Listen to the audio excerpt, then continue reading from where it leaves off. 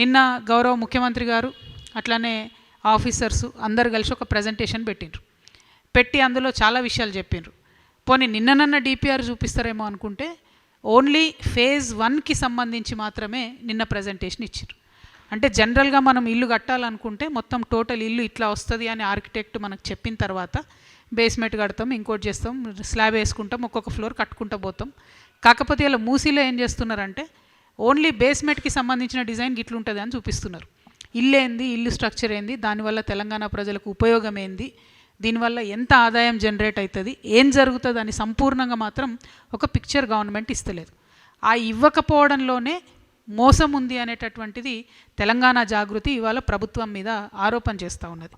ఎట్లా మోసము, ఎందుకు మోసము అంటే ఒక రిపోర్ట్ ఉంది, ప్రీ ఫీజిబిలిటీ రిపోర్ట్ అని చెప్పి ఒక 6 నెలల కింద సెప్టెంబర్ 2025లో ఒక ప్రీ ఫీజిబిలిటీ రిపోర్ట్ అని గవర్నమెంట్ ఇచ్చింది. ఈ ప్రీ ఫీజిబిలిటీ రిపోర్ట్లో గవర్నమెంట్ చెప్పినటువంటిది ఏంటంటే మూసీ నదిలో మేము ఫేజ్ 1 డెవలప్ చేయడానికి 5,641 కోట్ల రూపాయలు మాకు ఖర్చు అవుతుంది, 5,641 కోట్లు ఖర్చు అవుతుందని సెప్టెంబర్ 2025లో చెప్పిండ్రు.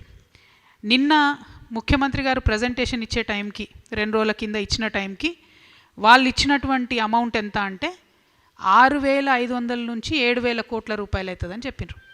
అంటే 6 నెలల్లో పోయిన సెప్టెంబర్కి నిన్నటికి కరెక్ట్గా లెక్క చెప్పాలంటే 1,359 కోట్ల రూపాయలు పెరిగింది. అసలు first of all total picture ఏందో మనకు తెలియదు, టోటల్ డిపిఆర్ ఏందో తెలియదు, అసలు చేస్తున్నది ఏందో ప్రజలకు తెలియదు.